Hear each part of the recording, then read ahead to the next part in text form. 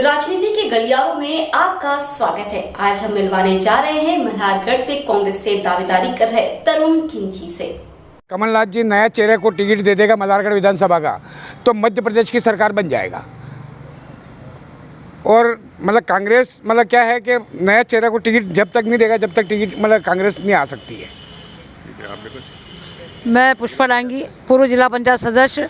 मैं भी यही चाहती हूँ कि हम 18 साल से जो इंतज़ार कर रहे थे कि हमारी कांग्रेस पार्टी आए, तो इन बीजेपी के चड्डों ने आज तक हमारा मौका ही ना नहीं दिया। और हमारे प्रत्याशी ऐसे चुन के आते हैं जो एक दूसरे से साठगांठ कर लेते हैं बीजेपी वालों से।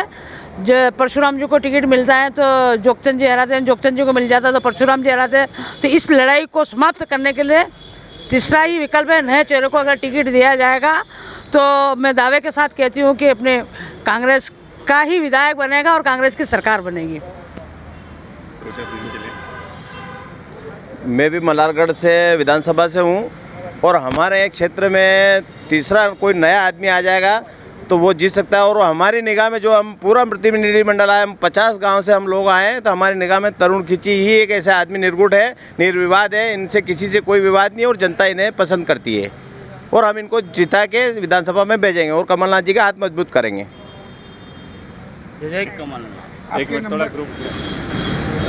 राजनीति के गलियारों में आप सभी का बहुत बहुत स्वागत है। हमारे साथ मेहमान है तरुण खिंची जी, मल्हारगढ़ विधानसभा से अपनी दावेदारी प्रस्तुत कर रहे हैं। आइए हम इनसे जानते हैं किस तरह से वो अपना अभी से जनसंपर्क कर रहे हैं, किस तरह से तैयारी कर रहे हैं, क्या इनकी योजना है, क्या प्लानिंग है आगे चल के। सर चैनल में बहुत बहुत स्वागत है। जी थैंक यू। कैसे शुरुआती तैयारी चल रही है आपकी?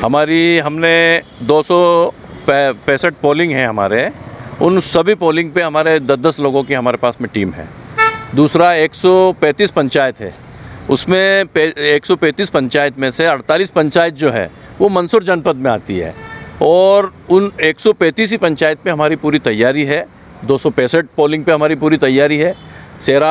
हमारे 21 मंडलम अध्यक्ष हैं और 55 सेक्टर अध्यक्ष हैं और उसके बाद में BLA हैं।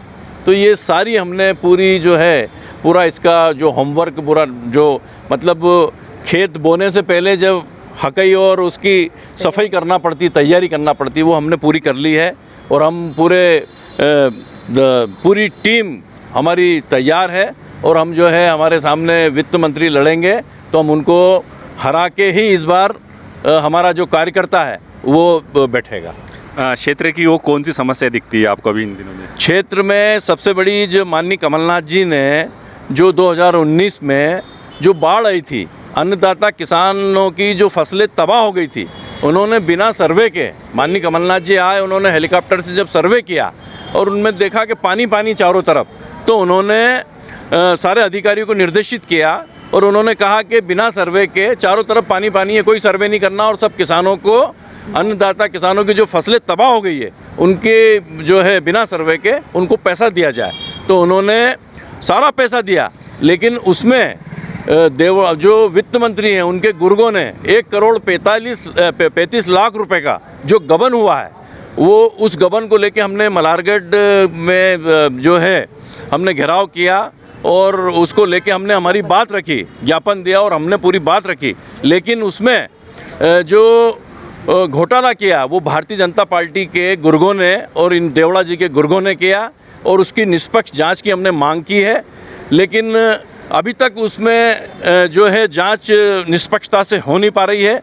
हमने माननीय कमलनाथ जी को भी संज्ञान में लाए हैं और माननीय दिग्विजय सिंह जी को भी हम संज्ञान में लाए हैं और माननीय कमलेश्वर पटेल जी जो हमारे यहाँ के प्रभारी है, हम उन तीनों नेताओं को संज्ञान में लाए हैं और उन्होंने हमको आश्वस्त किया है कि इसकी पूरी हम निष्पक्ष जांच करें, क्योंकि पूरे प्रदेश में लगभग ये 14 जिलों में इस प्रकार की जो ग्वालियर के ऑडिट होती है, महालेखाकार, उनने ये पकड़ा है कि इनने जो काले धोले किए हैं उन लोगों को उनने पकड़ा है। और वो जांच वो एक हमारा मल्हारगढ़ क्षेत्र भी है जिसमें 1,35 लाख रुपए का भारतीय जनता पार्टी के लोगों ने बंदरबाट की है।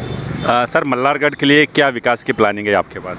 हमारे पास में ये विकास की प्लानिंग है कि हमारे पास में चंबल पास में पड़ती है। हम चाहते हैं कि चंबल का पानी हमारे जो अन्नदाताओं के खेतों में नहर के माध्यम से आए और वो उसकी प्लानिंग हमारी सबसे पहली प्लानिंग है।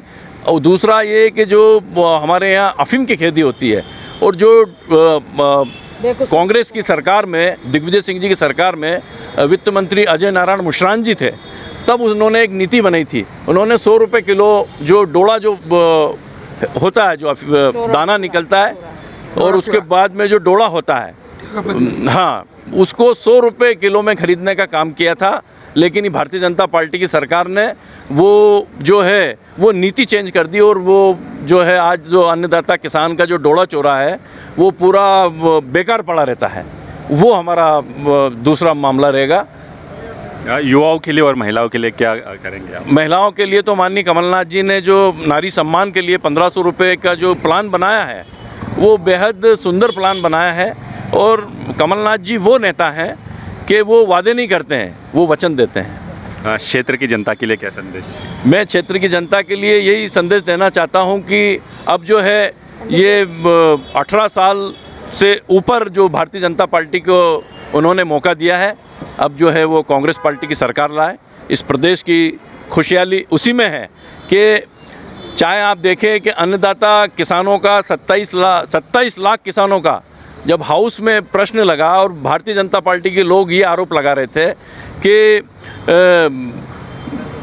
जो कर्जा माफ़ कमलनाथ जी ने नहीं किया, तो कमल पटेल जी ने हाउस में उत्तर में 27 लाख किसानों का कर्ज माफ़ का 1 लाख रुपए तक का वो माफ़ हुआ है। और उसके बाद में अब सरकार बनेगी तो वापस चरणबद्ध तरीके से वो सब जो किसान जो रह गए हैं उनका भी कर्ज माफ़ होगा। तो दर्शकों, ये थे हमारे साथ राजनीति के गलियारों में मल्हारगढ़ से तरुण खिजी जी, जो विधानसभा चुनाव में अपनी दावेदारी पेश करते हैं। मेरी और चैनल की ओर से इनको बहुत बहुत शुभकामनाएं। मुझे दीजिए इजाज़त, फिर किसी नए मेहमान के साथ।